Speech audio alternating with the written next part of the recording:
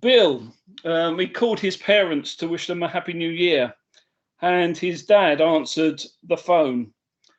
Happy New Year, Dad. What's your New Year's resolution? And Dad answered, to make your mother as happy as I can all year. When Bill's mum came to the phone, Bill said, Happy New Year.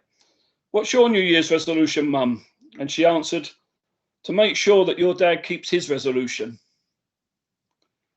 Well, millions of people will have made New Year's resolutions over the last few days, and most of them will fail. Statistically, 25% of people will give up on their resolutions after just 1 week. And I wonder whether any of us will be in that statistic. All of those good intentions to make improvements to our health, our family, or our career, well, do they actually work? Some research shows that less than 8% of us are successful by the end of any particular year. And of course, it's easy to be discouraged by this statistic, but it is possible to turn our resolutions into habits and lasting change. And in order to do that, we need resolve. Although related, there's a subtle difference between a resolution and a resolve. And the key is to understand what that difference is. A resolution can be defined as a decision to do or not to do something, to give up smoking, to stop drinking, to get more exercise. Resolve is defined as something where we actually put into practice things to make that happen. It's a firm determination to do something. So you see the difference. One is wishful thinking based on a moment in time, and in the moment thought, I want to give up smoking. The other involves action with a fixed purpose, a desire for something to happen, and a dedication to the process. So I'm going to join a non-smoking group. I'm going to go to the GP for help. Anyone can make a resolution. Not everyone has resolve, which is why so many New Year's resolutions fail. When we look at the story of the Magi, we see a story of people with resolve. They made a decision based on a moment in time, but they had the resolve to act in a way that would ensure that their mission succeeded. And I want to learn, for us to learn two things from this resolve this morning. So the first thing about these Magi, these people from the East, is that they resolved to discover. We listened earlier to that wonderful poem by T.S. Eliot, Journey of the Magi. And in that poem, T.S. Eliot explores many facets of their travels. A journey into the unfamiliar, not knowing where it would take them. A journey far away from the known and the comfortable, into uncertainty and possible dangers. A journey they were reluctant to take, and yet a journey none of them wanted to avoid. And it would be a journey that would profoundly change their lives. They could have taken the easy option. They could have seen the star in the sky and said, gosh, that's a bright star, and then just left it at that. But they didn't. They wanted to know what the star signified, why it had appeared. And they believed that there was something strange and significant happening, and they wanted to be witnesses to it. We've recently seen, or we would have done if the sky hadn't been so cloudy, a great conjunction. The relative closeness of Jupiter and Saturn causing a bright star in the sky. And one theory amongst many about the Star of Bethlehem is that this was a great conjunction. Johannes Kepler, the last of the great astronomers, observed during Christmas 1603 Jupiter and Saturn coming close together in the sky. And he calculated that the last time that this had happened was in AD 799, and then the time before that, 7 BC, which would have worked into what many people began to think was the time of the birth of Jesus. Now, if that theory happened to be true, and there are others who have suggested other theories, then to the astrologers of the time, the events unfolding in that sky were very significant, because Jupiter was a star, a planet that signified and was identified with the Messiah, and Saturn was identified with the God of Israel. And so the two planets coming together would have suggested to the Magi a message so powerful that they were compelled to travel. I suppose in this sense, they followed the science. They followed the understanding of the time. But then when they reached Jerusalem and asked for directions to the birthplace of the new king, they were offered another path of discovery. Herod, in his anxiety and desire to preserve his throne, called his advisors with the question, where do the prophets say this is going to happen? What do the prophets say in the scriptures? And the scribes and the advisors went back to the Jewish scriptures to discover clues, and especially from the book of Micah. So as well as the science, they followed the scriptures. I love this passage.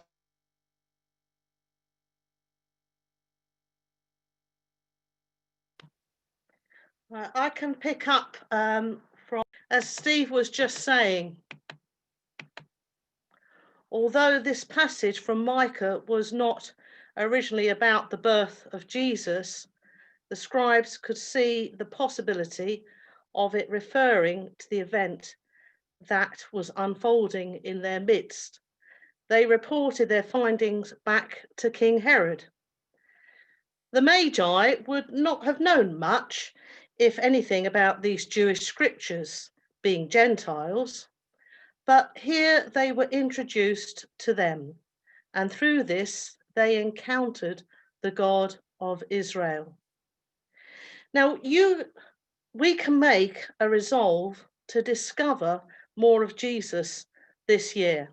Hello, I'm back. Oh, you're back, Steve. Okay. Great. Where did we get to? Well, I've just said that you're going to make a commitment. That's where we are on that paragraph. I am. Oh, right. Well, shall I tell you about my commitment? Yes, please. Okay. Right. We'll do that then. Hang on. Let me just find where I was. Okay. Yes. I personally, I'm going to make a commitment. I want to go back to the Gospels. I want to read the different accounts of the life of Jesus, written from different perspectives and for different reasons, in order to discover more about Jesus, about him, to learn from his words and his activity. I want to understand his relationship with God the Father, and I want to see how he treated people, even those who disagreed with him. I want to spend time on some of those difficult passages where I struggle to understand them. I don't want a sugar-coated version of Jesus which suits me. I want to discover the real man who was both human and divine, strong and gentle. The Jesus who wept and laughed and got angry and tired. The Jesus who listened to people and embraced their needs. And I want all of that to impact on my life. And you may want to do that yourself, or you may want to read the epistles to see how Jesus shaped the theology of the early church, or you may want to go back to the Old Testament to see how the prophets understood what God was intending to do through his promised Messiah. But this will take a resolve to spend time reading his word, meditating on it, showing that, allowing God to challenge us through it. And along with that, you may want to look at what is happening in our world, resolving to apply scripture to it and seeing what God may be saying in it and through it. I don't believe we can afford to have a faith that's divorced from life or divorced from the world in which we live. We need to have a faith that impacts on everything we do and everything we encounter. That poem of T.S. Eliot reminds us that we are all on a journey. As it progresses, it reminds us that all journeys of faith are like the journey of the Magi. We sometimes walk through balmy days when life is good, when rewards are in abundance and everything delights us, but there are other days when life is grim and when problems surround us and when faith is shaken by tragedies that we feel a loving God could have averted. but the discovery of God in the journey is worth it. Our journey may be long or short. It may lead us to a deeper knowledge of Jesus, or it may cause us to see him properly for the first time. But it's important that we undertake it. Professor Gillian Rose was a brilliant philosopher who died of cancer at the age of 48 in 1995. At the time of her death, Rose was chair of social and political thought at the University of Warwick. And all her life, she searched for meaning. She lived life to the full. She had lovers and friends. She was at the top of her profession as a philosopher and thinker. She was tough-minded, rigorous, and sharp in her views. She told her friends many times that she was too Jewish to be Christian and too Christian to be Jewish. Well, one of her friends was Simon Barrington Ward, who was at the time Bishop of Coventry, and they had a common interest in philosophy and would often discuss that along with theology. And 2 years before her death, she was told she had cancer, which spread swiftly throughout her body. She carried on thinking and exploring, and one day, to everybody's surprise, she asked Simon if he would baptize and confirm her and give her her first communion. Characteristically, she wanted to make a party of it, and so she invited friends to the baptism. Jews, Christians, atheists. They were all friends of hers who were coming to Warwick University for a conference that she'd planned, and she planned to have the party around it. But just a few hours before the agreed time of the baptism, the hospital phoned to tell the bishop that Gillian was dying. He rushed to her bedside and was just in time to baptize and confirm her.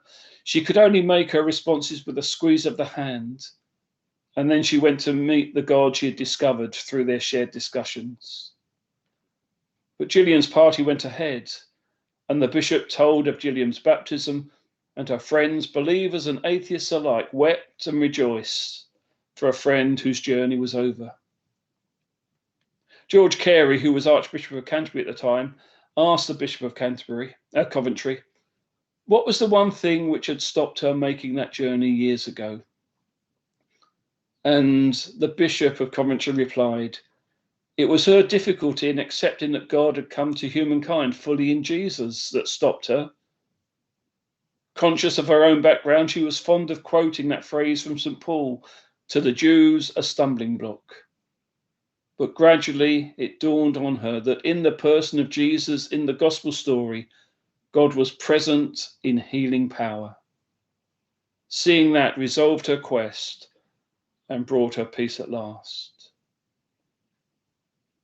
When we embark on a journey of discovery, when we resolve to uncover things hidden from us, sometimes hidden by our own background or upbringing or our own particular views, we receive so much more than we can ever wish for or imagine. So they resolved to discover, but they also resolved to be obedient. Discovery is one thing, obedience is another. In their journey of discovery, the Magi saw God. They looked into the face of Jesus and they saw God smiling back at them. Do you remember those words of Jesus? If anyone has seen me, he has seen the Father. And John 1 reminds us, and this is how it's put in the message, the Word became flesh and blood and moved into the neighborhood. We saw the glory with our own eyes, the one-of-a-kind glory, like Father, like Son, generous inside and out, true from start to finish. That's who they saw. They saw God. And they worshipped him. They gave him gifts, and they may have been tempted to stay, but they needed to return to their journey. And having discovered God, they now had to be obedient to him. And the question of obedience came sooner than they expected. And being warned in a dream, they went back by a different route. That's all that Matthew says. And it doesn't sound much, but if you drill down a bit, it says a lot. Let me ask you a question. What do you think would have been the easier option? To report back to Herod or to take a different road home? Going back to Herod would have pleased the king and protected them. but the result of disobedience would have been disaster. If they'd gone back to Herod, he would have dealt with the threat to his throne and no doubt rewarded the Magi for their loyalty and allowed them to go on their way in peace. No worries, no concerns, no obstacles. A win-win situation. And it must have been so tempting for them. But they had witnessed Jesus, and seeing him caused them to bow down in worship. The visit had affected them profoundly, and now they couldn't betray him. They couldn't be complicit in any decision by King Herod to kill the one who they had travelled so far to visit and who had not disappointed them. And so they listened to the dream, and they made the harder decision to leave on a different path home. The story of Matthew goes on to concentrate on the murder of the innocent children, the horrifying account of Herod killing those young children to protect his reign and his reputation. But, I'm convinced he also said to his soldiers, once he realized that the Magi had betrayed him, if you come across those double-crossing astronomers, kill them too and bring me back the evidence. They needed to obey because disobedience always has a cost. If they'd disobeyed, it could have cost Jesus his life before he had accomplished what he was born for. I am convinced that the route back for the Magi was no less challenging than their journey to Bethlehem. They had no star to guide. They had only what they had discovered of God in Jesus. They were not immune to danger. They may have been watching their back in case Herod was after them. But isn't that the point? Following Jesus is never easy. In fact, the journey to Christ can often be easier than the journey he requires us to make after. Because following Jesus requires us to take God seriously, to listen to him, and to follow where he directs. It requires us to be open to the fact that God speaks in a variety of ways. Stars, scripture, dreams. We need to be resolved to obeying Jesus. And in that respect, I need to ask myself, how in tune am I to God's Spirit? Do I recognize and hear God's voice in a noisy world, the noisy world in which I live? A world that pulls us in all kinds of directions. Am I prepared to listen and obey, even if what God is asking for is hard or doesn't fit in with what I want to do? I need to remember the chorus to that hymn that we used to sing, trust and obey, for there's no other way to be happy in Jesus than to trust and obey. So they made their way back home, back to their everyday life, not leaving Jesus behind, but taking the experience of their encounter with them. And it's true for all of us that once we meet with Jesus, we also take another road. Life is never the same again. It's not easy. It demands obedience. The great composer Mendelssohn once visited the cathedral at Freiburg, which had a great organ. And listening to it, he went to the organ loft and asked to be allowed to play it. The old organist jealously protected this fine instrument and at first refused, but then reluctantly allowed the German composer to play the organ of the cathedral. After standing by in amazement and delight for a few moments, the cathedral organist suddenly exclaimed, "Who are you? What's your name?" "Mendelssohn," he said. "And can it be that I so nearly refused to let Mendelssohn touch this organ?" And isn't it the same with us? We can often refuse to allow God to have his way in our lives because we are afraid of the outcome, or we jealously protect our desires and ambitions. If only we would practice obedience and give control over to God, we might realize that the outcome that he wants achieves more than anything we can imagine. Well, I hope you manage to keep your resolutions this year, but even more, I hope that you have the resolve to discover more about God and also to obey him.